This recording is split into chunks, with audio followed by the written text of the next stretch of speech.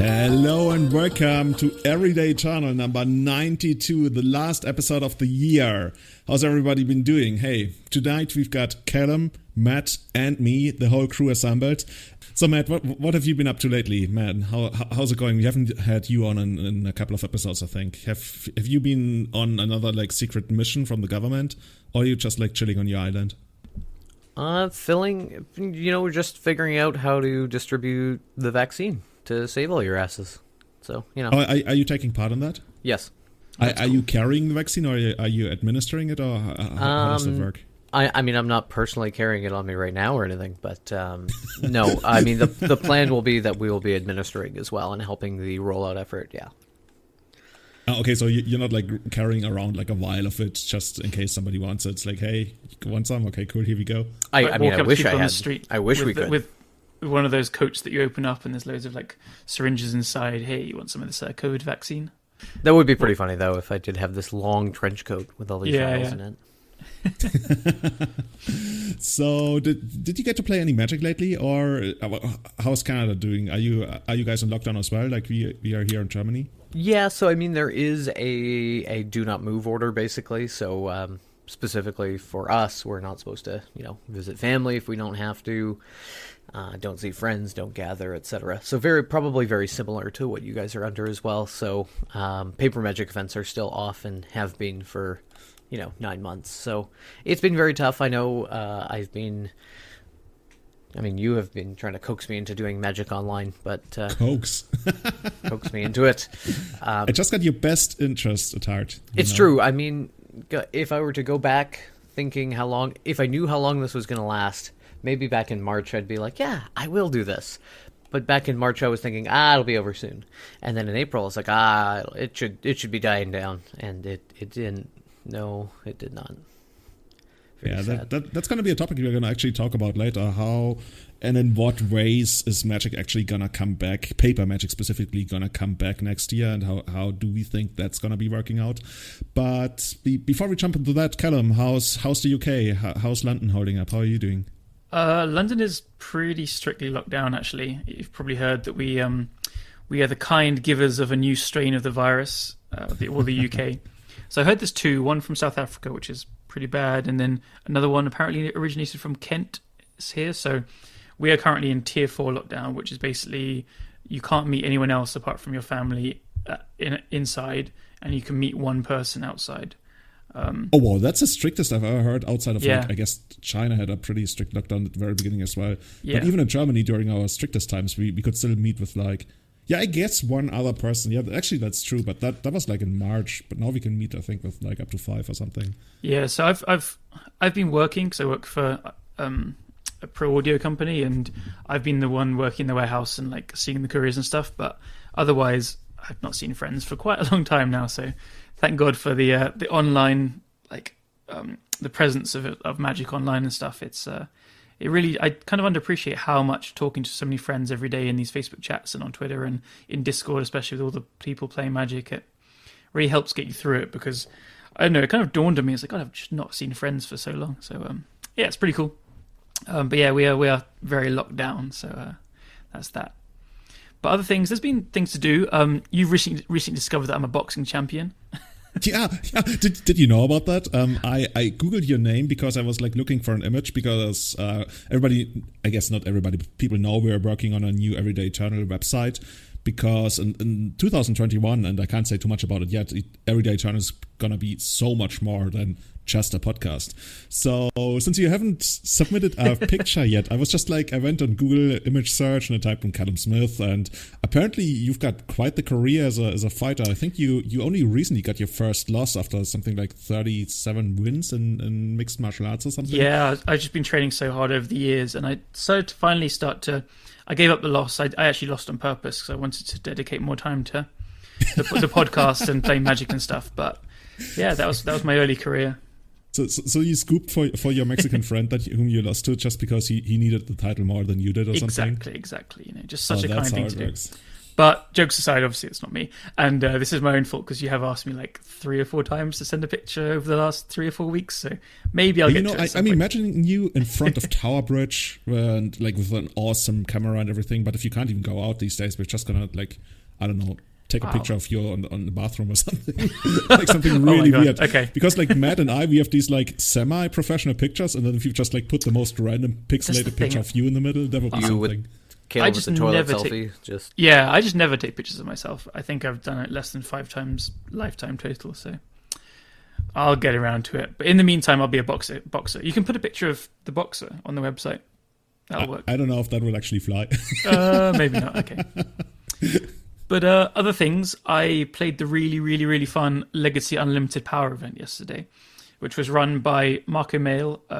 I don't know if it's his actual real name, but he does the Blue Dojo, Italian guy, and he's. What do you mean that you don't know if that's actually a real name? I think his name is Marco then, but I'm not sure if that's actually his name. It could be like a screen name, whatever. Anyway, for those that don't know, Legacy Unlimited Power, we chatted about it a little bit before, was basically Legacy format, but with a bunch of cards unbanned. So let me just pull the list up again quickly. I posted it a second ago, but it was like. How many cards was it? The list is extensive, by the way. Yeah, it was a lot of cards unbanned, which is cool because on one hand, it's cool to like try all these different things, but on the other hand, if you say like a card didn't feel overpowered, it might be because it's also fighting all these insanely good cards. So there's 3, 6, 9, 12, 15, 18, 21, 24, 26 cards unbanned. So I'll run through it really quickly just because there are some really interesting ones on there. So we had Wheel of Fortune, Tolarian Academy, Survival of the Fittest, Skull Clamp, Goblin Recruiter, Mental Misstep, Mind Twist, Memory Jar, Ren and 6, Windfall, Dig Through Time, Fast Bond, Frantic Search, Gitaxian Probe, Hermit Druid, Imperial Seal, Lurus of the Dream Den, Mana Drain, Earthcraft, Senses Divine Top, Deathrite Shaman, Treasure Cruise, Yawgmoth's Bargain, Balance, Oath of Druids, and Zerda the Dawnwaker.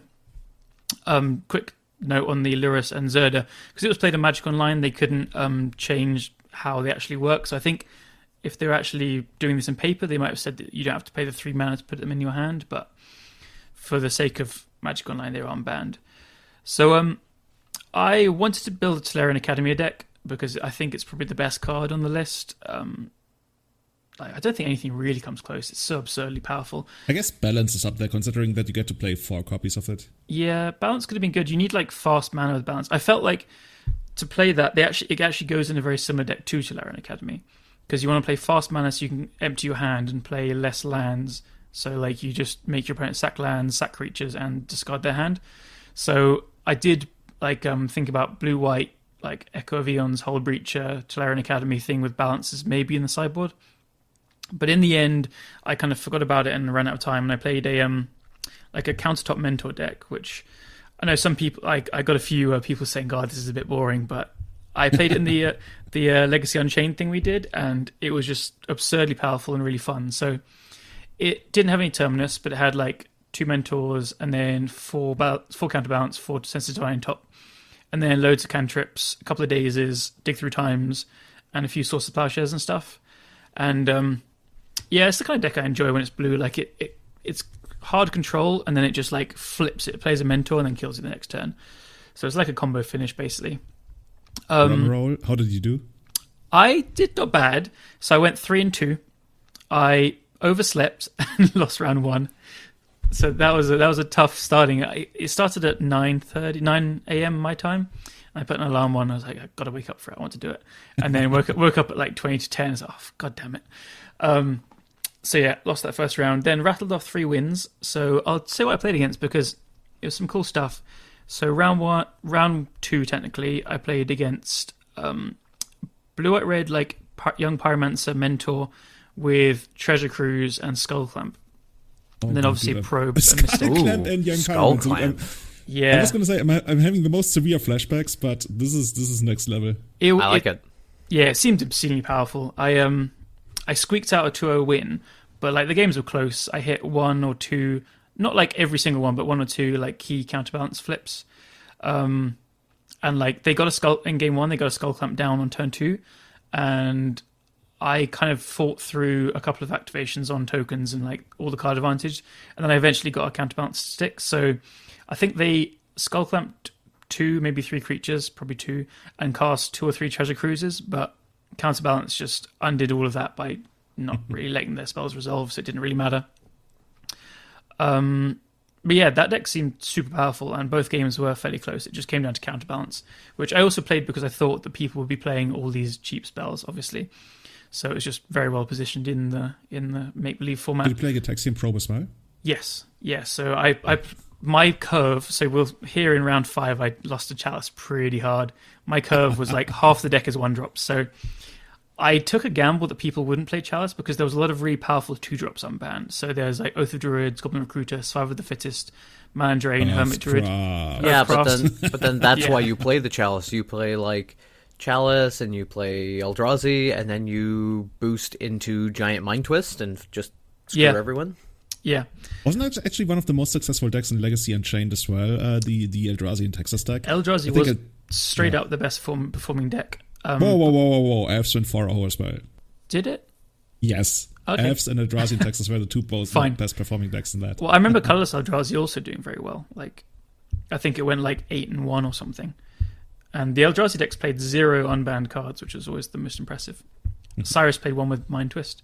But yeah, and he said this was the worst card in the deck, I think. Yeah. I did play against Mind Twist in the event, though. So round 2, or my round 2, round 3 technically, I play against Pietro in a 10, who's been like doing really well with Arclight Phoenix Doomsday decks in normal Legacy, which is cool. He was playing Bug Delver, or I didn't see Delvers actually. Maybe it was just like Bug, like Team Meraki style.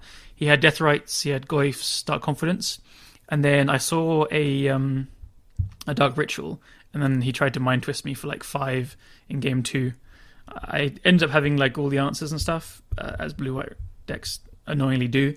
But that was pretty cool that he was like playing this mid-range deck that just went like...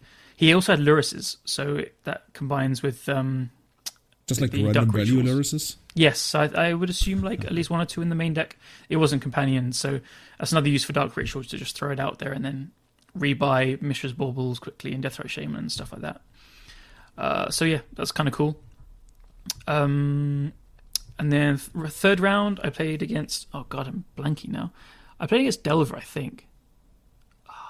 Yeah, I think I just really quickly beat a Delver deck with Counterbalance again.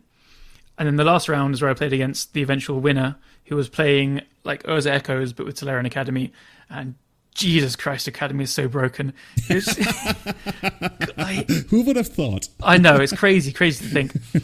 He wasn't playing anything else off the list. But yeah, I got completely hosed by Chalice. But I had in game 2, I like got to a point where I'd countered Chalices and we were kind of roughly top decking.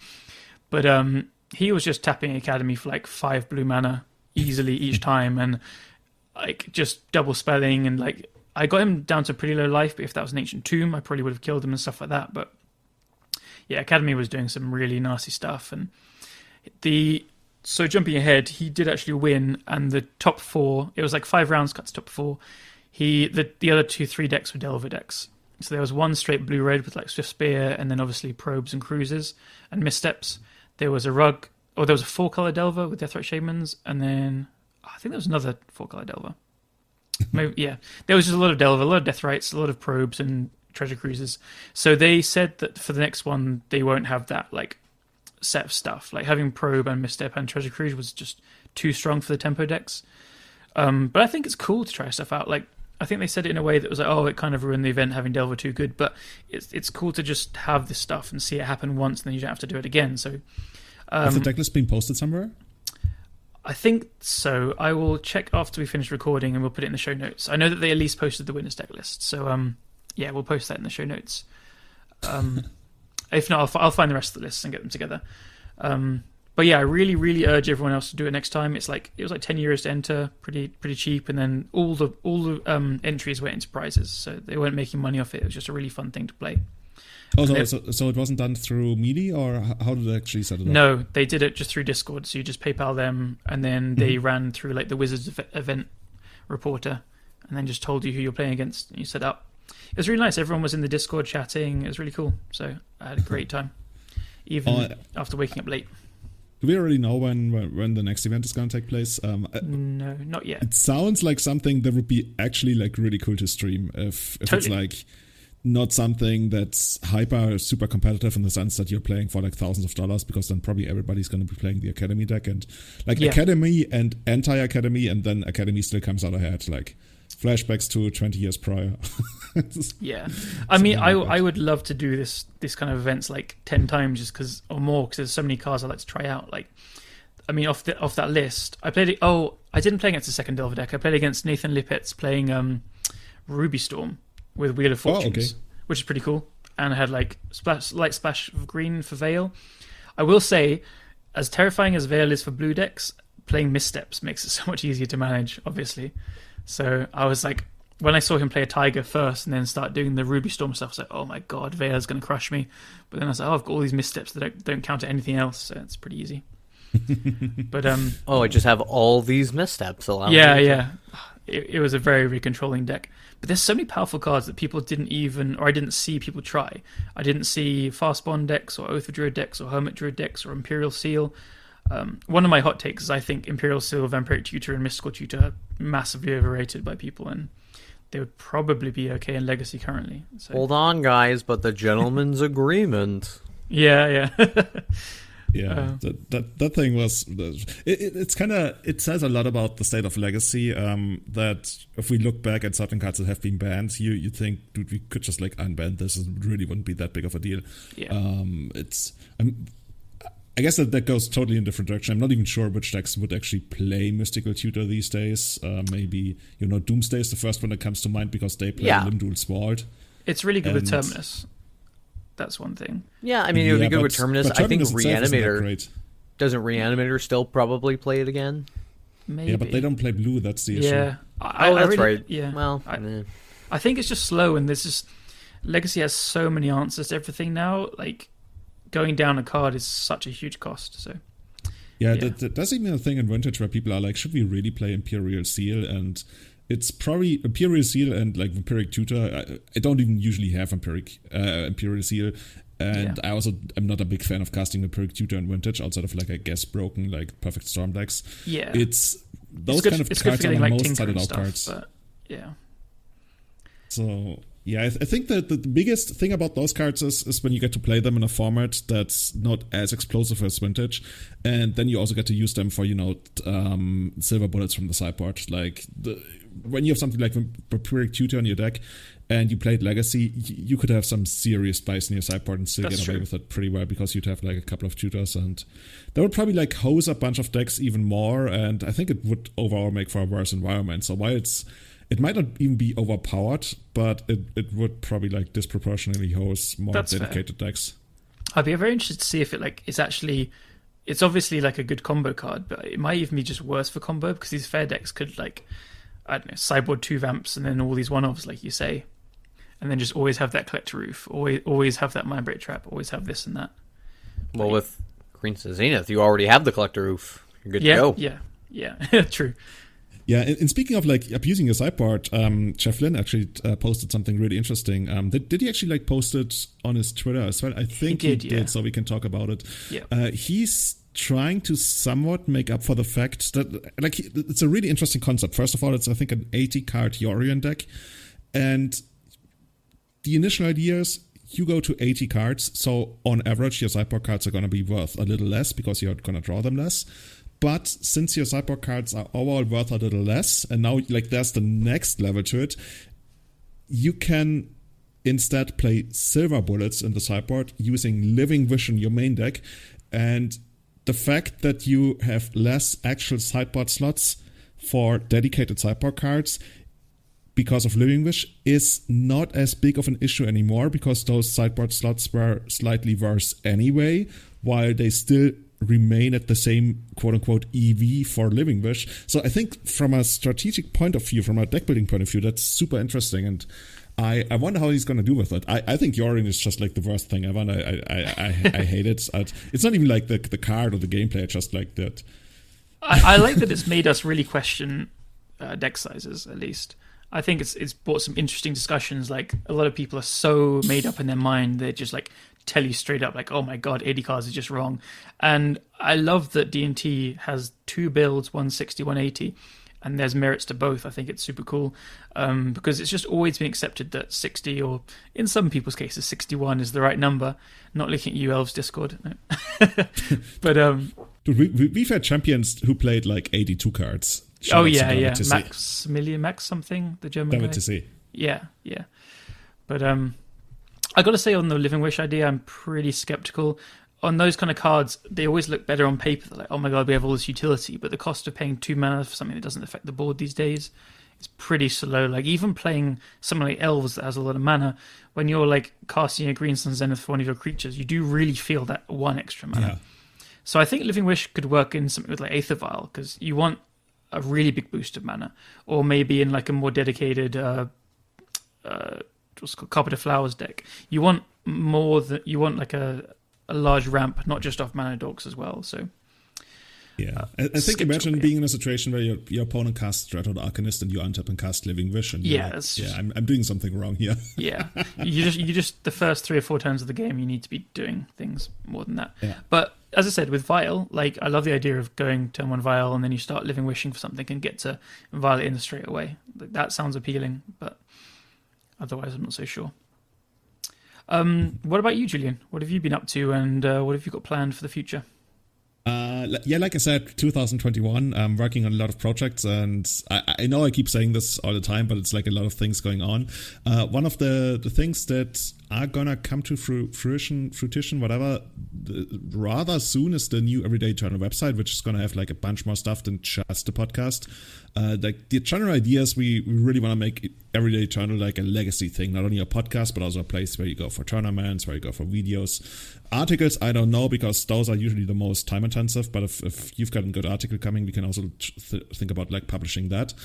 And yeah, that's what I've been working on. I'm getting a ton of help from Min. Like, I can't stress how much help I'm getting from Min, because Min is actually like this wizard. He's got like these skills where he looks at a computer and then he smashes his finger on the keyboard, and all of a sudden, like, magic things start happening on screen. I just like recently did my first ever thing where I edited like a CSS file, and I just felt like beginner level wizard compared to his crazy powers. So yeah, he's helping me out a ton with that.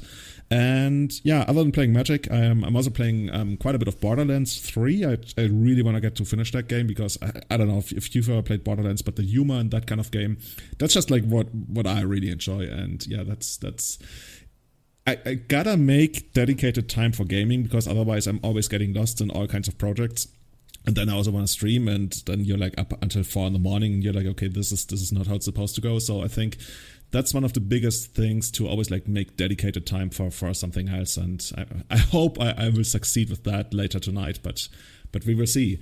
Mm-hmm. And yeah, other than that, I played in what basically was one of the highest profile legacy events of the year, the Legacy Showcase Qualifier, which, correct me if I'm wrong, is basically the 24 people plus last chance qualifier event, and the winner gets to go to, I want to say the Pro Tour, but they call it like the Kaldheim Championships now, but also the Magic Online Championships. And all of that combined, so you gotta see, this was a 26-person event, and the winner gets a guaranteed minimum payout through all of these events they qualify for of like $7,000, and probably like up to way more, depending on how you do. So this was like a really big deal. That's not bad, says our resident dentist. That's how much Matt charges for like implants, right? Yeah, we're getting there. But yeah, these events are pretty big deal. As you said, it's very top heavy. Like, second place gets 50 chests or something. First place gets $7,000. It's incredibly top heavy. But I played in one earlier this year as well, off the back of Breach, and yeah, it's super fun to play in a higher stakes tournament. So, how did it go?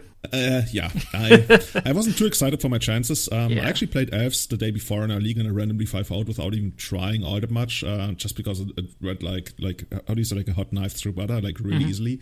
But I wasn't too excited about this event, because I figured people would be prepared for Elves, because it's a tiny event, and I expected about 4 people to play Elves. So if you get like 4 people out of something like 24 people playing Elves here, and considering how much easier the deck is to hate compared to, say, I don't know, Land, Snowco, Rock Delver, like those general types of decks, I figured people would probably like arrive with an unhealthy amount of hate, and I wanted to play something else, but the only thing that would really make sense to me was to play Rock Delver.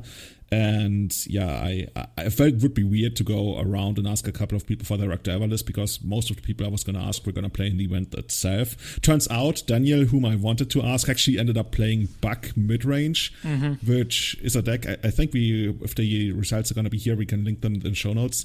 But it's basically like as the name implies, a Buck midrange deck that just like is there to destroy your creature and counter your broken stuff, and then eventually just randomly get you with, I guess, Oko and Uro once again. So sounds like the same kind of playstyle as any of the snow decks.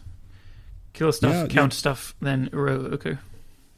Yeah, actually, did you get to take a look at the list? Is it actually that different from the snow decks? He did actually send it to me, or maybe he told me. He just told me that he was playing Snowco or a Bugs thing. He posted another one on Twitter today or yesterday that had Greenstone Zenith, but I think that's not what he played. Did you see Greenstone Zenith? I think he didn't play Greenstone Zenith. Okay, but I think this was just another idea for taking the deck further. But he was playing like 6 or 7 basic lands and prismatic vistas and stuff, which I think is another nice little direction you could take it to, just never be wastelanded against Delver and stuff. My From the Ashes are now useless.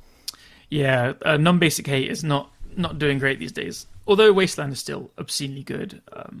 There's always this running joke about people saying, "Oh, I can't wasteland anything." It's like, well, being Wasteland is not a fun or interesting part of the thing. It's a nice card to have in the format to keep things kind of honest, but I don't know. Yeah, the thing is about Wasteland, it's there so people don't go crazy and don't go too degenerate. Yeah. But right now, the exact opposite is happening. The decks that are the most immune to Wastelands are the ones doing the degenerate 4/5 color stuff. I don't think it's as important to be like. I mean, yeah, it's good to police all the 5 color stuff if it can, but I think it's mostly good to police Dark Depths and Cloudpost, because those are like obscenely powerful lands, and even stuff like Caracas can be pretty annoying, like, and obnoxious sometimes. But can you imagine Dark Depths in the format without Wasteland? Like, it would just be obscene. So it does a lot of good things in the format. I don't think it should all be tied to can it punish mana bases and stuff, and can they cast their spells, blah blah. I think it's just a key to keeping the format in place. Like, there's a lot of these little keys. I'm looking at the deck list right now that Daniel posted. And he like in the post below, he actually posted the actual deck list, and it doesn't have Greenstone Zenith. Okay. It runs basically the removal of choices 2 Dead of Winter, 3 Sylvan Library through Dude, this actually looks a lot like the Rock Delver deck he played, but just without Delver, because it got that like Sylvan Library Uro interaction, and then Fatal Pushes as removal of choice. I'm actually wondering what that's really giving you over 5 color. I guess you. Yeah, I'm not. How many basics does he have? Is it? Oh, a ton of basics, like 6.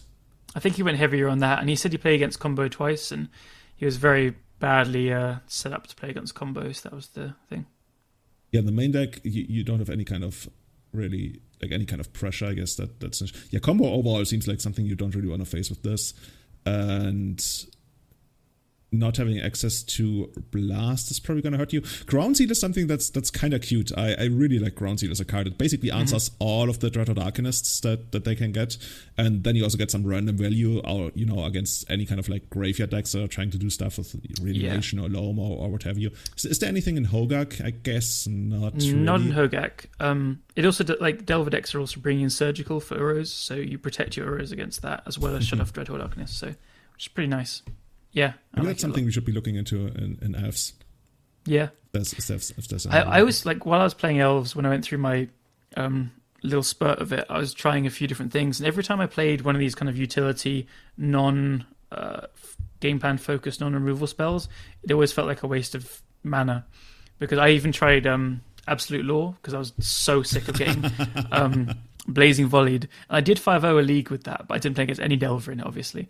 But I was just so sick of being Blazing Volleyed over and over again, so I tried that. And I played in other leagues against Delver, and I could get forced a couple of times and stuff, and one game it did completely shut them down. But every time I was casting, I was like, okay, well, I'm casting this rather than an Elvish Visionary, which is drawing to all the things you need to actually just kill them. So, yeah, I found it a hard deck to actually play non-removal spells and non-elves in, which is weird, because there's so many utility cards you could play. You have so many options with the mana and stuff, but... Yeah, I think Ground Seal will probably just end up in the same thing. Yeah, it's just like not versatile enough. That's the biggest thing. It has some versatility, but for the stuff that devs actually needs help against, there's really only Dreadhorde Arcanist, and in order to fight that, we're maxing out on Abrupt Decays, if that's like the number one thing. I actually built the AF stack in a way to be better against Diver, but I still lost like 2 or 3 times to it in the showcase qualifier. Like I did really horribly in that. And yeah, so that was my event. I didn't have high hopes, and I was still underwhelmed with my results. Yeah, it was. I mean, so we've got the we can just jump over to that now. We've got the total decks played, right? So it was 26 players. We had 5 Rug Delver, 5 Snowco, 2 Bomberman, 2 Doomsday, 2 Elves, 2 Blue-Red Delver, and then singletons of Cloudpoth, Death and Taxes, Hogak, Karn Echo, Lands, Omitel, one other, and Tez. It seems exactly what you'd kind of expect, without actually specifically pinpointing all the players. Seems like a kind of a usual amount of Rug Delver and Snowco compared to what we see in the challenges and main data coming in, and then there are a lot of other decks which are strong. I guess like Blue Red Delver is pretty close to going with Rug Delver as well. Was there anything you found surprising with it? The Bomberman Garuda deck was rather surprising. I think Michael Bonder and this other player, Kanakan. They played that, and I was quite surprised to see Michael reveal Garuda in game 2. Have you been keeping up with Kanakan's results though? Not at all. So it's a Japanese player, and I think the past month, maybe pushing month and a half, they have just been winning so much. So they, on one weekend, they won both challenges a few weeks ago. Really? Yeah. What? They've also that was them? Yeah, I think they've top 8'd 4 or 5 challenges with this deck at least, and they're always being posted in the 5-0s. And following them on Twitter, they're just always 5-0ing. So they're a machine. Yeah, this deck is not like a kind of a quick thing that they've put together. Like Michael's seen their results and copied it from them. So yeah, it's I've played against it a few times, and it's surprising because they threaten this fast mana in these combos, and then they have what's the name of the creature? 4 mana 3/2. When it ETBs, you search for 2 creatures with mana cost 1 or less. Range of Eos? Range of Eos. There's 2 Range of Eos in the deck. Is it Olivier or Antoine? I think it's Antoine Royal's invitational card. Is it? I should know that, yeah. So they have like 2 of that, and then this is their fair plan. Like they go and get either Stonecaller Serpent or Walking Ballista, which are obviously X spells, so just pump all this big mana into. And they're still threatening the Bomberman combo, they're threatening the Garuda, they have Khans, they have some removal spells in the main deck of Warping Whale. It looks really janky, but it's actually a lot better than you think. And yeah. Is there, but there's also the Bomberman combo in there, because I was going to say, dude, that sounds like something I want to stream with, but streaming the Bomberman combo is always like, bleh. For what it's worth, every time I've lost to it, I've not lost to the Bomberman combo, I've just lost to like either Karn Lattice eventually after dealing with everything else, or beats. I've just lost to Stonecaller Serpents being 6/6s, and I mean, Stonecaller Serpent is really good against Delver. It can't be O-code, and then it's gonna be bigger than Lightning Bolt probably a lot of the time. Yeah, I was just surprised when Michael went turn 1 Azorius Signet of Ancient Tomb. It felt like I was playing in a cube draft or something. Yeah. Let's post it up on when we release the cast. Yeah, it's definitely going to be in the show notes if we can find that elusive list that somehow has slipped my watchful eye. Yeah. I'll grab it. So, yeah, otherwise, as we said, the rest of the event seemed pretty standard. We had what is now shaping up to be just the heading of the end of this year, which was 5-color Snowco versus Rug Delver in the finals, and 5-color Snowco by, say, Winnie Nav? Was that how you'd say it? WNI-NAV. I have no idea. VNAV. They won it with 5-color Snowco. So congrats to them. And runner-up QB Turtle with Rug Delver. They are like a prolific grinder online of every single format. I know that they played the standard challenge at the same time as this event, so yeah, they just grind. But heading over from that, we were going to cover, because this is like a kind of end-of-year wrap-up episode, we're going to cover what's happened this year, which is quite a lot. So we're going to like jump over things which are big in the format and stuff. But why don't you kick us off with where this year, or maybe extended year, started with so many shifts in the format, so many changes. It's been hard to keep up at times, I think it's fair to say. Yeah, I think if you ask me, the period of Legacy the era of Legacy that we're living in, that we're playing in, actually kind of started even in like summer, autumn 2018 when Deathrite Shaman and Cataxian Probe were banned, because that left like this huge vacuum that people tried to fill, because all of a sudden like so many decks were sudden, I don't want to say not playable anymore, because like stuff like Elves and some Deathrite Shaman decks survived. But yeah, it really changed the face of Legacy, and I think for a while nobody really knew what was going on. And then there was actually Ren 6 and Dreadhorde Arcanist, and I was actually quite surprised to hear that Dreadhorde Arcanist was released in May 2019, so actually quite a while ago, because it really only felt like it started becoming this actual big issue for the format earlier this year. So that's why we're reaching this far back, just to put things into perspective. The third Shaman, the Dreadhorde Arcanist was released in May 2019. Then we basically lived through a summer and a winter of Red 6 before it was banned, right before GP in Bologna. And that leaves us with Snow suddenly emerging as the big deck at the forefront of the format, right? That happened basically around the end of 2019, beginning of 2020. I remember training for a tournament in the States, which I went to in February in Seattle, a large Legacy tournament, and playing against all the Snowco decks, and really grinding, because that was going to be the matchup that I was expecting to see, and it was. But then, Breach. Breach. That little thing. This is one of the fastest bans ever, right? We had a quick talk before starting. It depends on how you count, right? We were talking about this earlier. Flash, I think, was banned even faster when you account for that it basically became a new card once it got errata. But yeah, Ren 6 and Breach, those are banned incredibly quickly. Yeah. Breach was it a month or 2 months? I think it was 2 or 3 months. Or maybe. So here's my bad beats right. Breach story. Okay, I'm like 2-0 in the tournament in Seattle. I face off against Jeremy Edwards, which is a very prolific player in Seattle, who's kind of right along my brainwave, and I was hoping he wasn't playing Breach. He was playing Breach. In Game 2, I lost Game 1, I was playing Enchantress. Game 2, I open a hand of Deafening Silence, Rest in Peace, Sarah Sanctum, Forest, something else.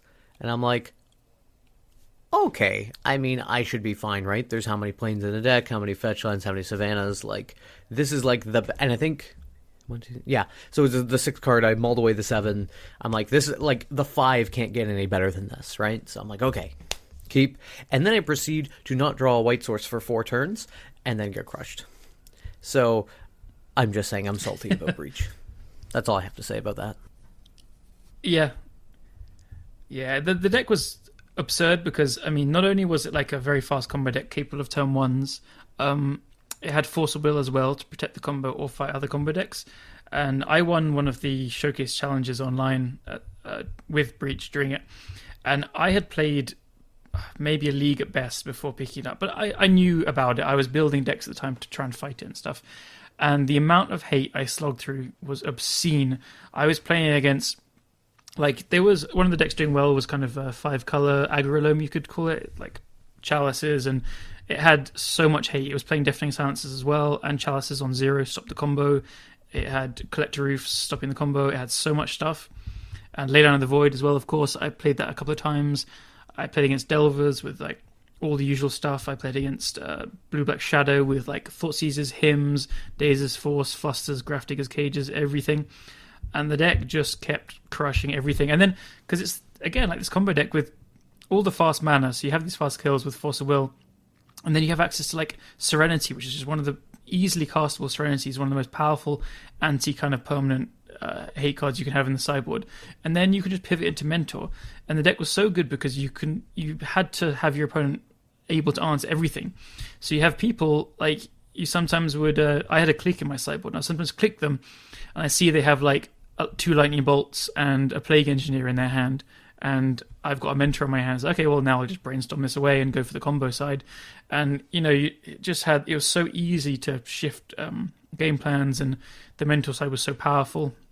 And it had tutors as well and intuition. I think it's probably the best Legacy deck I've ever played.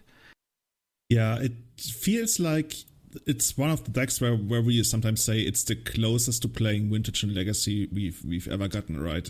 I think it's currently absolutely absurd. Arguably touted as one of the best decks in Vintage now, which makes sense. Yeah, I wouldn't be surprised. It's always the thing when you play combo decks, like not like random combo decks of, I do something and it's probably gonna win me the game, but this is deterministic pretty much. Yeah. And it requires so few slots, and whenever you've got that coming together and that deck is like base blue, then you know you've got a monster right in front of you. And I think it's actually kind of crazy that the majority of players, I mean, for as many people as there are who play Magic Online, the majority of players will never have like fully experienced what it means to be breached. a Magic Legacy player in a breach metagame. Yeah, because it was so short and probably for a lot of good. But I gotta put my hands up and say it was one of the most fun decks I've ever played. It deserves to be banned and it'll stay banned forever, I'm sure. But God, it was fun. It's playing super broken stuff is quite a kick.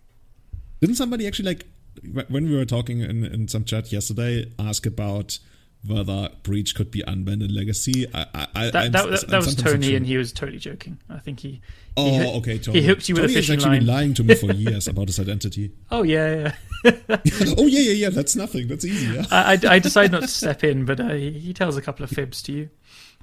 But yeah, Breach times, like, they didn't even unban it for the unban events, but if they do, I'm so playing it. And there's always this sick thought of the people that love Breach. We just keep joking, like, remember, like, Breach, and what if they it got banned not soon before Lurrus got printed? Can you imagine Lurrus being the companion of the Breach deck? That sounds like a place I want to live in. Like, just rebuying the Breaches that got counted or discarded, and then Lurrus rebuying Serenity. That sounds really fun to me.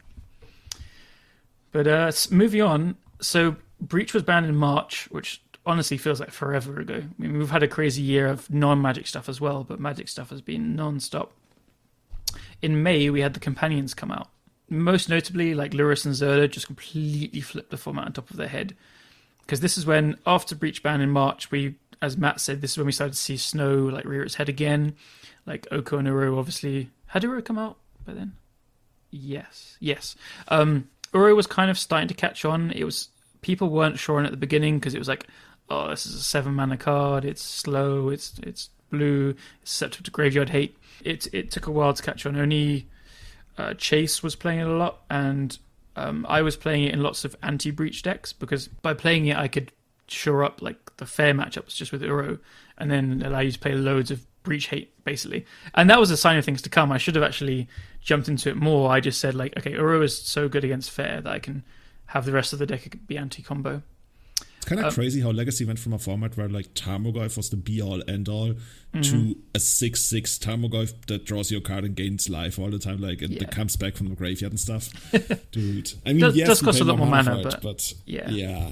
But it's interesting. We've had this like Snow thing. It just feels like a kind of whack-a-mole thing where we saw Snow and then Breach came out and then it reared its head again and then Companions came out and then it reared its head again. So it's always been this. It's almost like there's something going on there. Maybe we should, God forbid. Yeah, all these mumble, old man, shake fist at sky. But the Companions, it's another thing where I think the companion meta was the most fun I've had playing Legacy this year. I don't think it would have been able to carry on if we had like maybe even just 2 or 3 more months of it. I think even myself would have been sick of it. But the Lurrus mirrors were like incredibly complex and like just trading resources, managing mana. There was nothing too snowbally because like Oko and Uro basically were almost non-existent at that time because they were just so much worse than Lurrus and Zerda. And we saw, obviously, so Grixis Delver was like the de facto Lurrus deck. But then we saw the Zerda, like, kind of Turbo Khan decks with the combos. And then we saw the Bant Zerda decks as well. Yeah, I think the Lurrus mirrors especially were some of the deepest, most interesting Legacy Magic I've ever played. I remember streaming it at one stream, and I almost timed out in almost all of my games just because it was so deep and so interesting. And I think one interesting thing about Lurrus was that when you played those mirrors, it wasn't always that much about beatdown and tempo. It was really, you're like fighting for position and almost feeling like you're playing some kind of chess game to a degree. You're like locking horns, and you had to shove back at the point where your opponent is shoving you at and stuff. Yeah, and you constantly felt like you were in a position where you could like resolve Lurrus, replay something from the graveyard, but then you knew it would immediately die because you just like didn't have the mana to protect it. And you both remained in that state for like so many turns until eventually, like it might even get to a point where one player feels like, oh, maybe I have to discard now, maybe I should really just like make something happen now. And then you get into your Lurrus, and as usual, you would replay your bobble, and then you would be hit by a lightning bolt, and you might fight over that. But in the end, the outcome was always the same, unless something crazy happened. And yeah, that kind of like fighting for position, I enjoyed that a lot. Overall, like with the general meta game in mind, I mean, it's not surprising to see that it really hurt all the other decks that were not playing Lurrus, but yeah, it literally was Lurrus and Zerda versus nothing else towards the end, which I think it was especially hard for the paper players. Like online, we were doing the stuff, and when you see the results coming in, like this format that you love, it's just turned into a zoo because you have all these companions, and it's just like, I can totally understand the point of view of like, what's happened to my format? What the fuck is this? And you don't like what it looks like, but the gameplay itself was fascinating. And there were a lot of different variants. So we said obviously Delver was at the head of it. There was like the blue-white tempo deck that Jeff played that you liked a lot. I call it blue-white tempo, but it was like the Fathom Seer Knight of the White Orchid stuff, which was cool. That was amazing. That was actually that. Oh my god! I wish that could ever come back. And Cataclysm main deck and stuff. There was like the Grixis Control deck that I'd made of One Mind and stuff. That was like the bigger Delver deck. There was more. There was Miracles with brought back Counterbalance and stuff. I guess you guys called it Lyricals. Lyricals, yeah. That name makes me shudder. That's the worst Legacy deck name ever. It was such a compact deck. It was just like such a low curve and had all the answers and stuff. So as I said, kind of glad it was over when it was over. I'd love to see Lurrus unbanned now, but with the new companion rule. I think it'd be a super powerful card. But not obviously anywhere near as oppressive as before. But it'd be cool for like D&T to be able to recruit it for it and stuff. But it blows my mind that actually like they had Lurrus and they were like, yeah, sure, let's just like cast it from the sideboard. Yeah. Oh my god, remember the White Weenie deck as well with like Isamaru and stuff with all the legends and stuff. Yeah. That used the Mox. What's it called? Mox something. Mox Amber. Yeah, that's the one that you can only use when you control like a legend or something, right? Mm-hmm. Yeah. Taps for a mana of the color identity of a legend you control. Yeah, I thought it was so smart to combine it with Caracas. Then I realized, oh no, that doesn't do anything. So people played Isamaru and stuff. Yeah, it doesn't like work with Khan and stuff, but yeah, I think that deck was actually okay. That White Weenie deck, like you look at it and it had like all these horrible cards, and then you still somehow lost to it, and you're like, what the fuck? But yeah, Lurrus, man. Yeah, it was good, really good. So we got past that, and then at the end of that was the quote-unquote end until we've got a new set coming soon, probably, of all the really broken stuff. So we'd had Ren 6, Breach, and Companions basically banned in the wake of the Deathrite and Pro bannings. And then everyone said, even before the Companions were banned, everyone knew that they were going to be banned eventually or something happened to them. And everyone said, as soon as that happens, Oko and Uro come back. And they have, since May, I guess. Oh, the Companions came out in May. So since the Companions were banned, we've seen a pretty constant like domination. Or maybe that's quite a bit too strong of the Snow Coast shell. It's spot on. Domination is spot on with regards to Snow and Rock Delver. Yeah. It's weird because, as we mentioned before, Dredge of Darkness came out ages ago, but it's been very slow to catch on. I think Oko has a really big part in that, because before Oko, Chalice decks were played way more, and Chalice does just shut down Dreadhorde. So with the combination of the two cards together, they fought out the natural predator of Dreadhorde itself. So it's also that the first half year or something, almost of not half year, but a couple of months of Dread of Darkness, Deathrite Shaman was still around, and people played like Grixis Delver and stuff. Mm-hmm. And it was a thing when Ren 6 was around, if I remember correctly, but not as big of an influential thing as it is right now. Yeah, because it was played obviously loads in the Lurrus decks, and that's where people started to think, wow, this card is insane, but I guess it was just overshadowed by Lurrus. So it was so at the beginning it was probably worse because of Deathrite, and then Oh no, it came out after Death Threat was banned. Sorry, but it was worse because of the it came out in prevalence May of Chalice. 2019. Yeah, it was worse because of Chalice, and then with Ren and 6, as you say, there's a little bit of play, but Ren and 6 and Lurrus just completely overshadowed it, and so we didn't really see its full potential. But now we really are. We agreed we didn't want to like delve too deep into these kind of discussions of bannings and unbannings and stuff, but we get dig through time back in the fold, shall we? Maybe that would deal with Dreadful Arcanist. But we're starting to see it dominate as well. No, probably not actually. I wonder if Dreadful is better than Dig Through Time. So yeah, we're at this point in the format now where it feels like a kind of funny spot where a lot of people are tired of it. It's going to be interesting to see. I feel like something will eventually change. There's a lot of unhappiness with the format right now. There's a lot of back and forth, like discussions on Twitter, arguing and stuff, and it just doesn't feel like it can hold out much longer. So yeah, it's interesting that, if we look at things, I think the card that received the most hate out of everything that was printed during this period that basically was kicked off as Dreadful Arcanist, I want to say. For sure. Oko.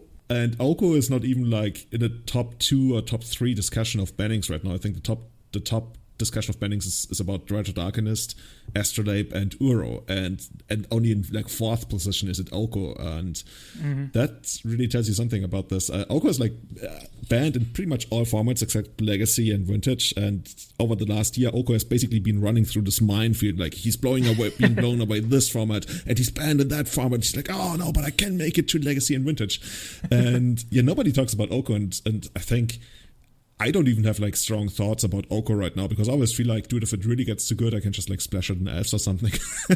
Yeah. But I think Dreadful Arcanist is at the forefront of that. So I would think maybe, the only thing is if Wizards actually comes in and hits Rock Diver with something, that only ever makes Snoko so much better. But I'd rather... I can't really fully honestly say that I'd rather play against Snoko than Rock Diver because I think Rock Diver overall is just like a much cooler deck to have around.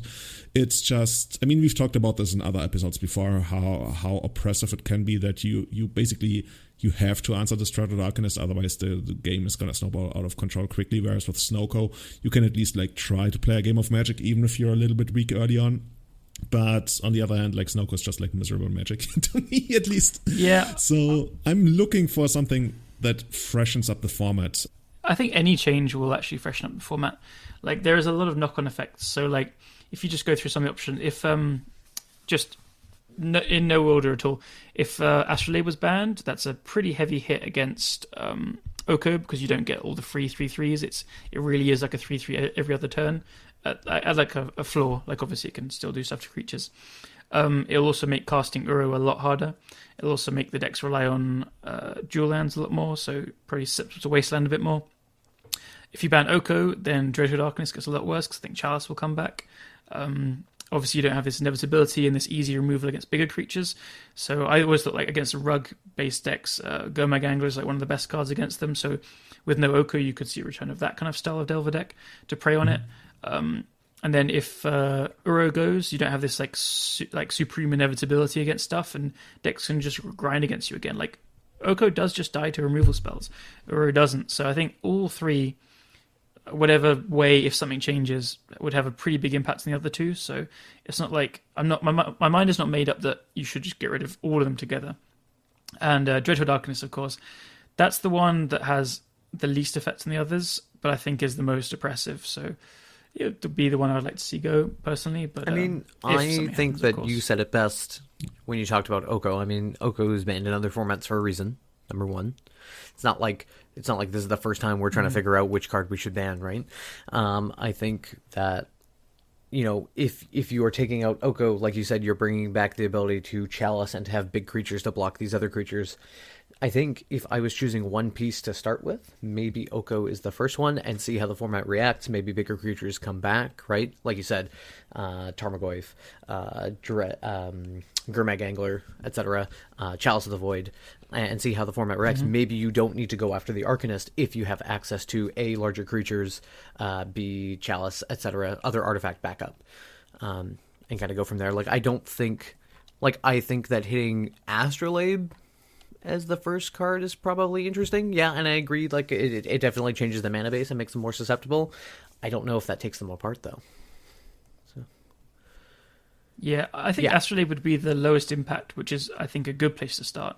But it's like almost doesn't do enough. Though. Yeah, is that really how you want to go about it? Like is that really how you want to go about it? Like hitting the lowest impact thing? Because then you might end up in a situation where you have to ban the rest anyway and could have actually left Astrolabe unbanned. That's true. Like I don't mind if they go in hard on like 1 or 2 cards and they know that's going to have an effect. And then, I mean, I still think Astrolabe is like an atrocious card, but you know that the legacy I want to play is quite different from what Wizards has been promoting, at least over the last 1.5 years. In general, I think it sounds weird, but I think I've agreed and wanted every single ban they have ever made in Legacy, even including Survivor. I'd rather have seen them hit Benchmine, but that's a different story.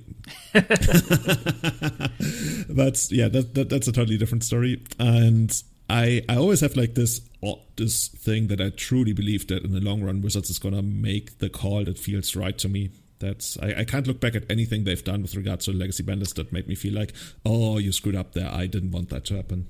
I prefer if Counterbalance was banned and Top was legal. I mean, I think that, like, with the Deathrite Helmet ban, don't get me wrong, that hit me pretty hard right in the chest there.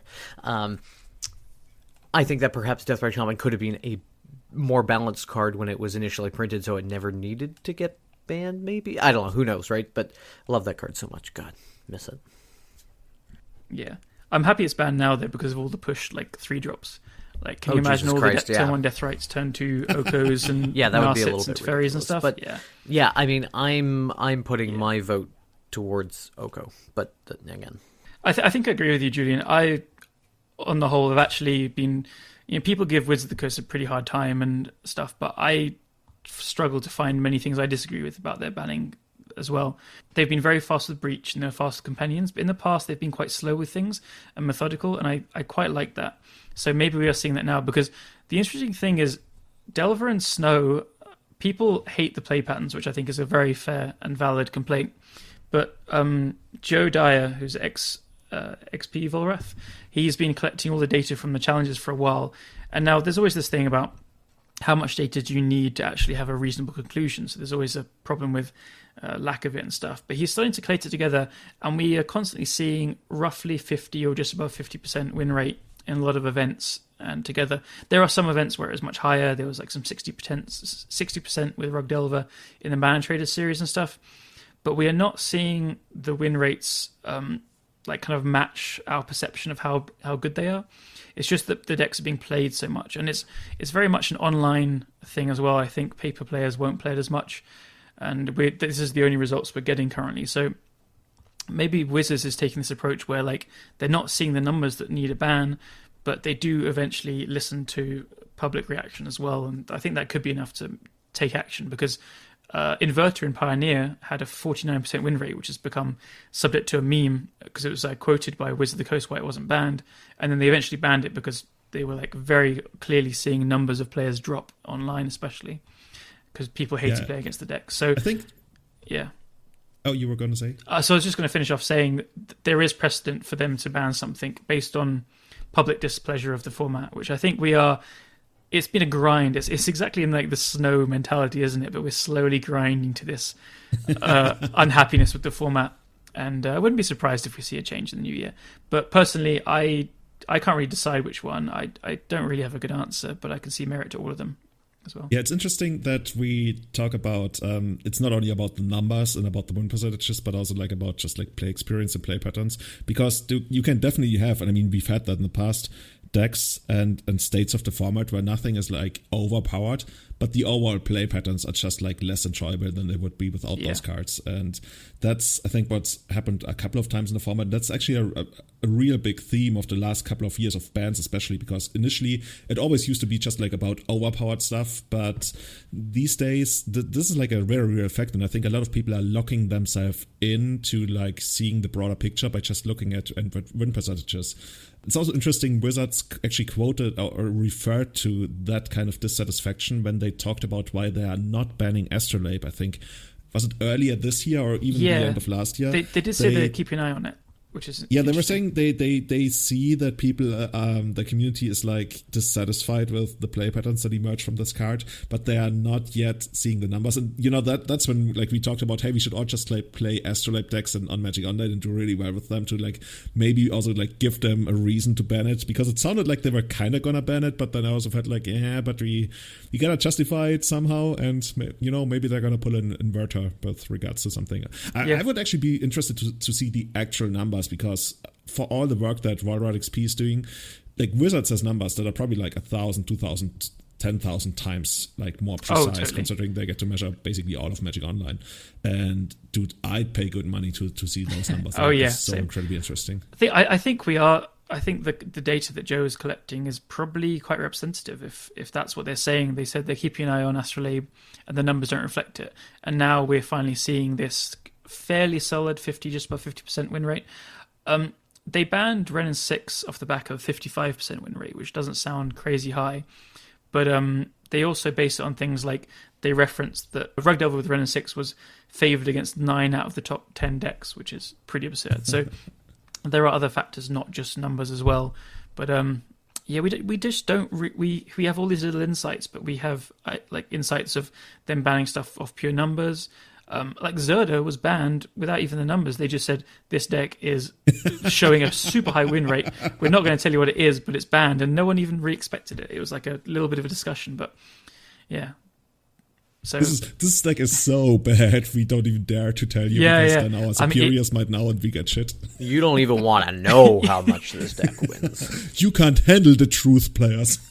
Because XJ and I played Zerda, that Turbo Khan deck, in one of the showcase qualifiers as well, and our testing leading up to it was like we just kept trying random stuff and kept 5-0ing with everything random. I was playing I did a league with 4 Thought-Nazis in the sideboard, which you can't play with Zerda, and then was 5-0ing, and there was stuff like that. Like, the deck was absurd, and we didn't really even think about it getting banned because it was obvious Lurrus was the one. But then, I think the banned deck probably was putting up a lot of results as well. So, anyway, swinging back to it, this is I think this is just a case of waiting it out and see what Wizards of the Coast put out next. I think it's a hopefully inevitable thing. See what they say.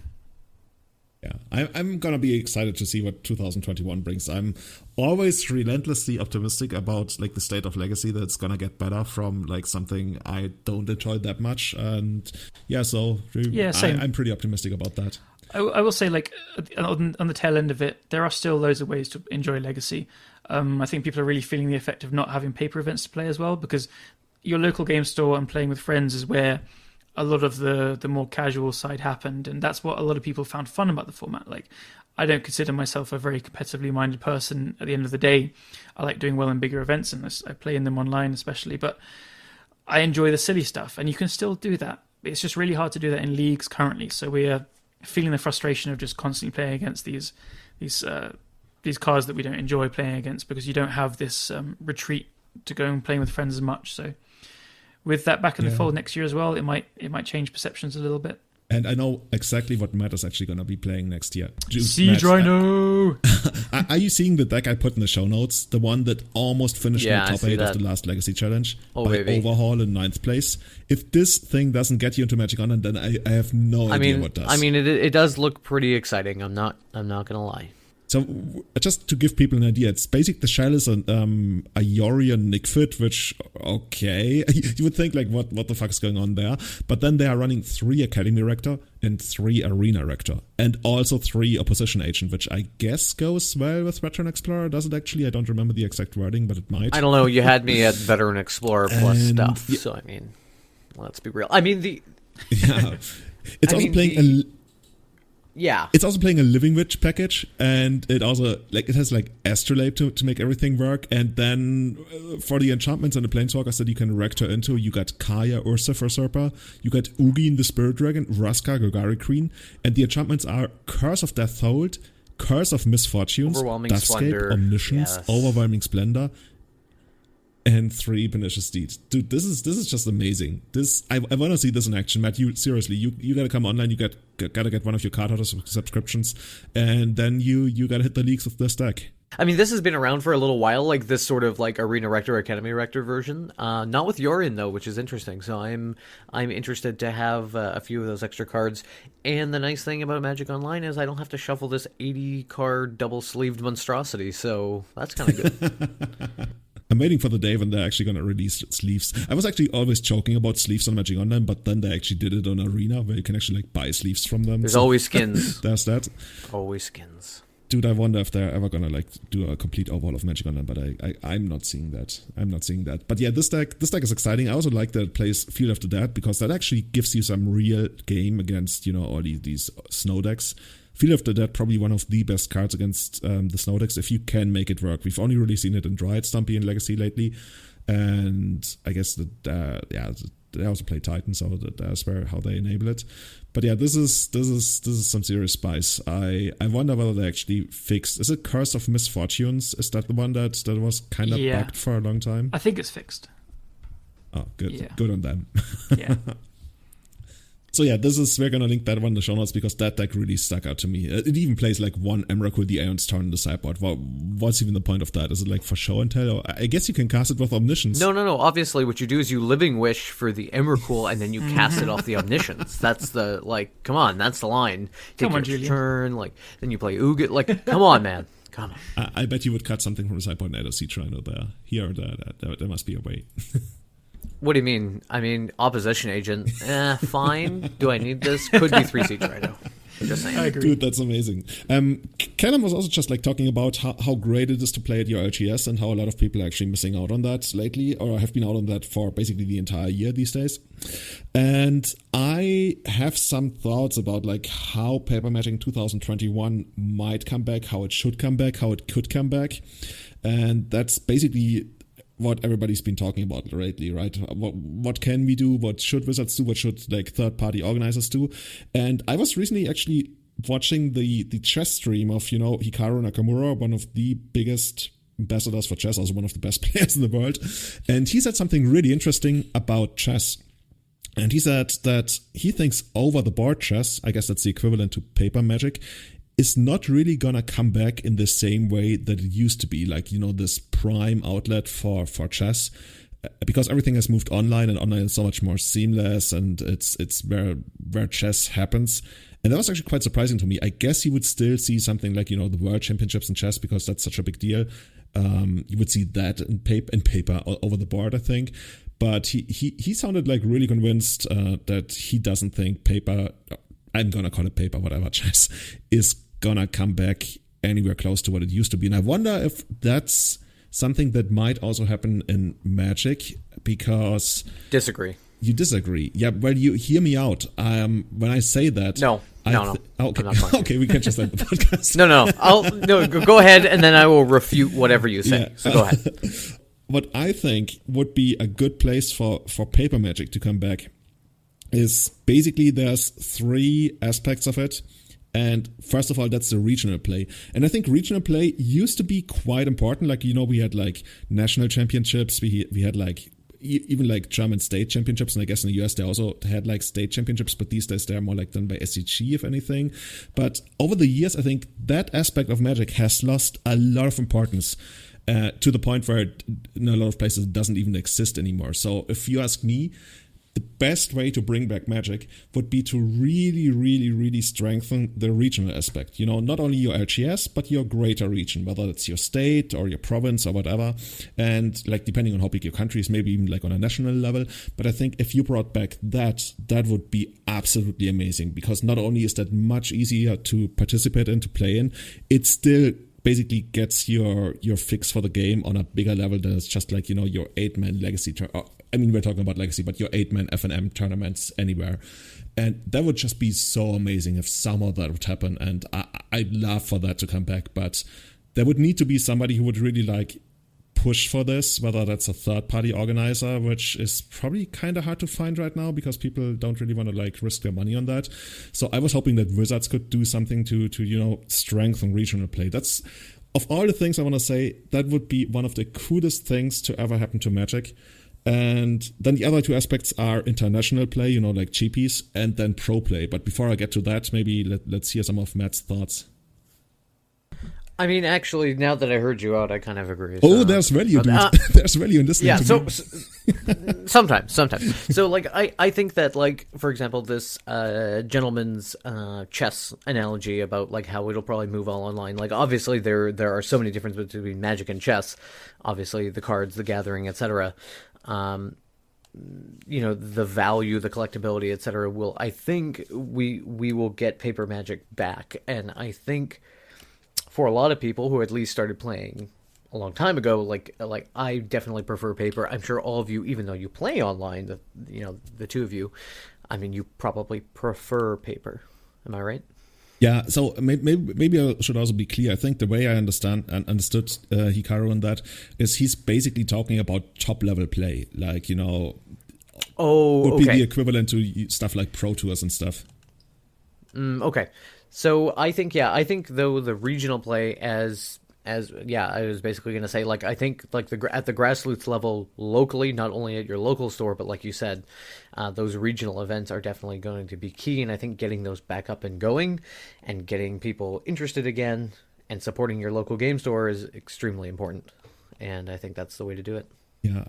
I agree with you. So continue talking, and then I will keep possibly agreeing with you. So basically, that's level one of what I'd love to see in Magic. I've actually I've talked about this even before COVID brought everything to a stop, because I think that's the way we set the different tiers of events that you could play in as a player coming up wasn't always the greatest thing to basically go from your, like, what's the next step up from your FNM. It's basic. I guess there used to be PTQs and stuff, so that's something that existed, but with everything that has changed, I'm not even going to pretend that I know how that system works anymore. And it's also like more rather closed to people who only play really like the really competitive formats like standard and stuff. So what I want to say is, for a lot of people like us, especially, the next level was the GP, and traveling to a GP is a really big deal unless it's like in your neighborhood or something. And that doesn't really happen in Germany anymore, I guess. So it's also a bit intimidating. I've traveled with people who went to their first GP, and they always said that it was somewhat intimidating and wasn't like this, oh yeah, cool, I'm going to the GP, because I can certainly remember my first GP in 2010. I thought everybody I'm going to play, they're like the best. They're the best from their region. They travel to this international tournament. I will never forget when I played in GP Madrid 2010, and I played against this guy on Canadian Threshold, and I figured, oh my god, he's playing Canadian Threshold, and he's Italian, but he's in Spain. He must be the best Italian Canadian Threshold player. And then I look it up later on, and his elo is like way down, and I was like, oh fuck. So yeah, overall, I'd love to have much more focus on the regional aspect, where, you know, you travel and you come back maybe on the same day, or maybe, you know, you sleep for a night and you come back the next day or something. If that was more emphasized, that would be amazing. And then have GPs. But I think a big issue with GPs has been that because they needed to be tied into this whole, what's it called? Organized play system. Yeah, organized play. Because they needed to have this tie-in with the organized play thing. There was always like really weird decisions they had to make, and we had like so many GPs all over the world, but I'd rather have it in a way that's, and I've talked about this before on the podcast, I'm pretty sure, that we'd have much fewer GPs, but still evenly distributed, right? It's not like, oh, we're going to have fewer GPs, which means like 80% are going to be US, 10% is Europe, and then 10% Asia, and everybody's like, fuck, no, that's not what I want. But fewer, but they're the go-to event of the year. Maybe you're going to have, you know, 3 GPs in Europe. I mean, don't even think in terms of GPs. We probably wouldn't even call them GPs or anything. They are the next level up from playing at your regional thing if you want to. And they are for anyone. They are not a standard GP. They are not like a limited GP or a legacy GP. They are where you just go if you really want to play on your highest level that you can, and basically still get that same GP experience where you meet all your friends from all over Europe and stuff. And yeah, that's something I'd love to see implemented. You can play the big legacy tournament, you can play the big standard tournament, whatever. Because that's how it used to be in a way for quite a long while, at least in Europe. I remember we would travel, you know, to GP Vienna 2000, was it 7 or 8? I don't even remember. And like other events, just because there was this big legacy tournament on the weekend. like this really, really big legacy tournament on the weekend, and that's where you travel to. And in a way, that kind of gets your fix for like the regional play, because at least for us, when we went to Vienna, that was kind of that, even though that's for a 4-hour drive, and Americans would say, oh, that's just like, down the block. But yeah, I'd love to see fewer GPs, and we probably wouldn't even call them GPs, but make them this big, awesome event that everybody wants to go to. And I think Wizards has kind of tried to make it like that with their like revamping of the concept with Magic Fests. But because they were still tied to, organized play and everything, they still needed like this big main event. And I don't think that's the future of Magic. And that, of course, feeds into the question, so what is organized play going to be like? And this is where basically my idea of organized play is incredibly, radically different from what Wizards has been doing for basically all of its existence. I just really, really strongly believe that your top-level organized play would be better handled if it was entirely done third-party, which is kind of crazy and probably something that Wizards would feel horribly about, like giving out of their hand. It boils down to the discussion in general esports between the open and the closed system. You know how for some games the publisher is the one who controls all the big tournaments, and then, for example, when you look at CS:GO with Dwarf, they just like they let anyone do whatever they want, and then you got like different tournament organizers like ESL or what have you, and they run those big top tier events, not only as organizers, but as the owner of that thing. And that would be an amazing thing to see implemented. It would also put away a lot of pressure that Wizards has put on themselves to basically enable the pro player grinder lifestyle, which is a concept that, especially in the last 2 years, really hasn't worked out for them. Because, I mean, that it sounds unfair, and I don't want to ramble too much, but I think what Wizards has cultivated is a culture of boringness, where people just like grind, and then you got people like Andrea Mengucci, you got Javi Dominguez, like those people who really stick out because they have character. But there's not really much incentive to be entertaining in the Magic community at the very top level. And I mean, part of that is if you look at like the MPL and you barely recognize any of those names, because those people are not boring people, right? I don't even know them personally, but they are boring brands. They are not entertainers, and that's part. Not like you, Julian. Well, I wouldn't consider myself an entertainer, but I think I have thought a lot of thoughts about how to make the entire experience a better thing for the community. And the idea is, how do you support yourself if Wizards doesn't provide that kind of money? And the way it generally works in esports is that just your org supports you. You get either a salary or something. And if all of that is not enough to make it work, then Magic just can't sustain. Like Magic will probably only be able to sustain so many people to really fully dedicate to the game. And I think the only way to make that work is to actually be a brand and stream and like have good articles, have videos on Channel Fireball, and then you can maybe make a living. But in the end, the game and how entertaining the game is decides how much money you can earn, and not only like Wizards' marketing budget that like heavily feeds into supporting a rather boring, bland top tier. I think they relied on big prizes, like the flashiness of, oh my god, here's a tournament with $100,000 as the prize pool. I think they thought that would get a much bigger reaction from the public and watching stuff, but actually you're exactly right. Like, there's nothing exciting other than that, and people are just like, okay, well, that's cool, but how can I get there? And it's really hard, and there was no clear way for even like previous gold pros to get to that spot, let alone the average person. Like, there was always that magic dream that was sold of, like, play the game, see the world is what they used to tout. But now it's like, play the game and what? What do you do with it? There's people don't even know what the Pro Tour's called now. They're constantly changing things. I had like little aspirations. I was like, okay, I'll play a PTQ here and there. I just have no idea how anything works, and absolutely zero interest in trying anymore. Like, I just don't play PTQs online now because I have no interest in qualifying in the slightest. So it's just a waste of time and money when you can just play it normally anyway. I love. Sorry to interrupt you there, but that's an important point. If you look at other, like, I say esports, and that's always just like, oh, are we esports? Like, whatever. Let's call it competitive gaming, whatever. I don't care. But 99.9999% of people who play all these other games, let it be League of Legends, let it be CS:GO, whatever, they also have no aspirations to become, a top tier pro. They just really enjoy it.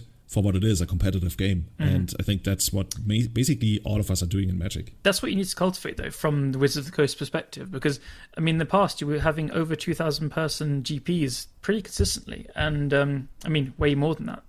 And 4,000, I think, at some point. Yeah, 4,000 is from the biggest. Yeah. Like, they were really popping off, and because it was partly because there was this promise of like big GP weekends as well. As you said, the big side events, I remember them really fondly. And there was just more excitement about the game as a whole. The people playing the GPs didn't even have, you don't need to have this grinder mentality aspiration, but you just need to have something at the end that you kind of want to play for. And now that was getting completely lost towards the end of it before COVID hit, you were seeing GP numbers go down. I mean, the cut from coverage was huge. I mean, I'm still annoyed about it. I would watch GP coverage every single weekend. I was super annoyed as well. I just wanted to check. I was like, you know, when I felt like I'd lost, like a best friend had just died. I was so upset about it. And it's just such a huge, huge loss for the whole thing, because that was what people wanted as well. They wanted to go to GPs. They wanted to do well. They wanted to get on coverage. It was so cool to do well at GP because you might have that happen. And you get talked about and stuff, and then losing that side of it. I mean, I think I saw the numbers drop off so hard from that, but that was only one of the part of the things that went wrong. So I think, that was part of their move towards a top-heavy MPL league structure, which, as Julian said, has really worked out badly for them, at least from the outside looking in. Maybe they are actually getting good numbers from it, but I doubt it. And so I'd love to see. I think their streaming numbers are atrocious when they stream all these. I don't even know what they're called, events. They scrapped the MPL weekly things. They used to do that every week, and the players hated it. No one was watching it. Commentators weren't enthusiastic. It was a disaster, really, and it all seems to be like a disaster. So I don't know. We can have hope that they'll just kind of roll stuff back and overhaul it. And I think the way you've suggested is great. Like regional play would be so good, and just more third-party events as well, and like just more. They could do so much more with paper play if and when it comes back. I think it'll take a long time to come back to GP level, at least if they come back. Yeah, I think it would be a great thing if people, or the entire community, there was more not only awareness but also willingness to go outside this whole DCI thing, because I always used to be like, oh dude, if this tournament is not sanctioned, that's not a real tournament. I wasn't even interested in it anymore. But when I think about it, that's just like the way of the future, to have like these third-party tournaments. It doesn't really need to be third-party organized. When I think about, like, before COVID, we started organizing our own legacy events in Freising, which is like the suburb of Munich, and we started out having like 8 people or 9 or whatever. And I think these days, like before COVID, we got to something like, let me say 20, 25. Like people would, like, there were several cars from other cities coming over just because they wanted to play Legacy. And that's a great thing. And like nobody cares that this is not DCI sanctioned anymore. No. Why? Because people have fully realized that this whole pro thing, like, is totally whatever, unless you, like, I honestly don't know who actually comes into the game these days and thinks, oh, I wanna be in the MPL, and I'm not there yet, but I will get there. I mean, there's people who do that, and that's great, and there should always be like a way to really strive for the very top. But I think Wizards has milked that dream quite a lot, and when people are waking up to the reality that that's just like whatever. Yeah, I mean, part of that, like qualifying for the Pro Tour and stuff, that was like obviously massively part of the prizes as well. So if you're getting people to pay 50, 60 euros to play in an event where you need to like top 100 to get money back and stuff, you do need prizes there. And so if you take away the Pro Tour side of it, then you need to ramp it up with money. The money was already pretty bad, honestly. So you do need something at the end of it, but I agree. Like, we did the same thing in London. So we were having, every single month, we were having 45, 50 people for Legacy. That's amazing. Yeah. I gotta come to London. Yeah, because this thing, so we started out as well in a smaller pub in the middle of London, and the first event was like capped at 25, 30 people, and I was really nervous that we were getting it for free, but I was nervous that we'd have very few people and no one would do it, and we capped it, and everyone turned up, and then just consistently every single month we had 50 people, and continuing that, we've gone to different venue and stuff, but we were just getting 50 people every month, and it's just amazing. And we did Proxies Allow, which was a huge thing, and we got so many new people into Legacy. So, I'm just so excited to get them starting up again. Yeah, like ever since you told me about these events that you're running, I'm so desperate to actually like really just catch a flight to London, because somehow Munich London is quite the cheap connection. Totally. And get some vlogging done. Like I really want to do, like, is it called vlogging or vlogging? I think vlogging. Everybody calls it vlogging. Yeah. I just outed myself. But yeah, that's just like so many amazing things going on in the private organized community, and I want to shine a much bigger spotlight on that in the next year, if basically COVID allows for that. I think that will be the way things go. I think exactly what Matt said. We're going to see grassroots kind of small events and third-party organisers start up, because it's going to take a much longer time for like convention halls to get back to being open again and being okay. And Wizards of the Coast probably don't even want to put the money into that kind of thing until they're confident that people want to come. They might even want to do this whole overhaul. So I think we're going to see a lot more of these kind of events when we can do it again.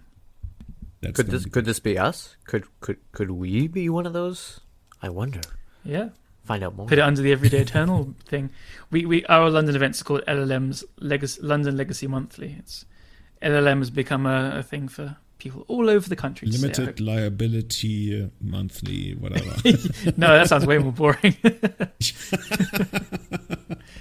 Okay. No, guys, I'm really excited for everything that 2021 has to bring, both with regards to changes in legacy, but also with regards to changes, in the greater picture that is experiencing Magic. Because all of our podcasts have been, because we do try and focus on the slightly more competitive side of the format, but as soon as like paper events hit up again, we'll totally be covering stuff like that as well. Like we have covered the only paper event that happened during COVID, I think, the Italian one, 4 Seasons. So as soon as stuff starts happening again, we can talk about it and talk about the actual fun atmosphere and the people interactions and stuff, rather than, oh, here they played a third Oku in this spot. So yeah, I'm excited for that. You just lost a lot of friends in China by saying we covered the only paper event. Oh my god, there was that huge one. I'm sorry. Yes, sorry everyone. Yeah. As well as Japan. there was a few. I just remembered the one that we covered on the podcast. But yeah, there was a few actually. Yeah. I mean, I'm very excited for, I believe, is it Jeremy? Is his name? The 100K. Yeah, that's the one. The one out in Nebraska. Close, Missouri. Missouri. We all 3 of us have tickets for it. We all signed up. Yep. Yeah. We've all got you signed up for it as well, Matt? Oh, dude, it would be amazing to see you again. Yeah. I think I was definitely on the list, and I definitely paid. I have to find my receipt for it. I don't remember where that would be, but PayPal. That's actually probably like the highest stakes legacy tournament ever, right? $200 entry for $10,000. Wow. Yeah, something like that. So I'm definitely interested that when that actually does happen, assuming vaccine rollout and everything get back, like I will be there. I have faith in Jeremy. He's a very, from what I can tell, I've never met him obviously, but he's very cautious about it. He's cancelled all the other events and he's working towards scheduling this at a time where it'll be okay and stuff. So yeah, I'm very confident it'll happen, but just when it's okay to do. I didn't hear it from him directly, but somebody told me that they talked to him and he basically said he's hosting it as soon as it's safe. So yeah, he's not saying, oh, we're going to do it there and then he's going to have to reschedule, because nobody can really tell right now. But yeah, exactly. I'm so looking forward to that. Same. Rent a castle. Probably not too many castles in Missouri. Yeah, true. Don't have like this fast food place like White Castle or something. There should be a McMansion we can rent. I mean. Yeah. Oh, guys, that's gonna be great. That's really gonna be great. So thank you so much to everyone who's been listening to our ramblings, to our Siege Rhino praises, to anything really this year or the past years. It's amazing how much the podcast has grown in this year, how much you, like every one of you, is really enabling us to do. And I really can't wait to release the website that I've been working on with Min, because that's going to be a really big thing. And like I said, next year, Everyday Eternal is going to be so much more than just a podcast. So definitely look out for that. And definitely consider like all the help that you've provided to us, be it through, Patreon, leaving reviews on iTunes, or really just spreading the word. I keep saying that, but that's really the biggest thing, spreading the word about the podcast. That helps us out so much. So thank you for that. And also thank you, by the way. Oh, dude, we got like a new Patreon invasion this week. We've got 3 new Patreons. We got Dan Patterson, Severin Schwarzhuber, and have you heard about this guy? Tom the Gator 77 Hap. I've heard about this guy. I've heard about him, and I've just been tagged in a Discord about him making fun of me, so boo. No, thank you all. I love you. That seems to be a common occurrence in the depth Discord, which I hear is like a pretty big anti-Callum. It's just dunking on me constantly, and yeah, I deal with it. It's my self-flagellation by going back in there every now and then.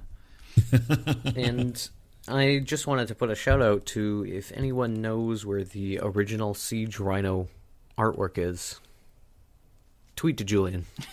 Send it to Dude, him. You've got your own Twitter account that you barely ever use, man. Actually, let me look up. Yeah, that's why. When's your last tweet? Your Twitter account is SDE Matt. I just spoiled it. SDE _ Matt. 2015? 2016. You posted your fucking shoe collection, man, and it has like, I'm not even going to start to count. That it has changed. It has grown so much since then. Oh, and you posted your ties. I can post an update. Yeah, I think I have 3 pairs of shoes. Do you have more than 3?